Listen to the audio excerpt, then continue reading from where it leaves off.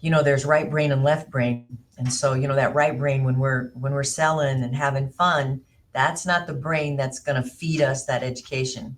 And so I always like that story about the two guys that were chopping wood, and they both chopped the same amount the same day. And one guy always took off for lunch and went home. But the guy that took off and went home for lunch always chopped more wood. And so the guy that didn't go home for lunch was frustrated. And he said, "Hey, hey, hey, you need to tell me, how is it that you go home for lunch every day and you chop wood, more wood than I do?" Mm-hmm. And he said, "Well, I go home and sharpen my saw."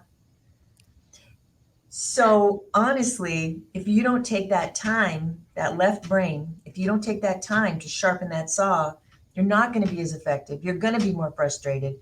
So in my world, I have to allocate time. I've always struggled with trying to position myself to get that feed time in. And so I've learned that I actually take my phone and I set a timer for 30 minutes. And I have stacks of books, right? There's lots of things that we're trying to read. And so that 30 minutes in the morning and that 30 minutes at night gives me that disciplined time to work on my brain, to work on my motivation.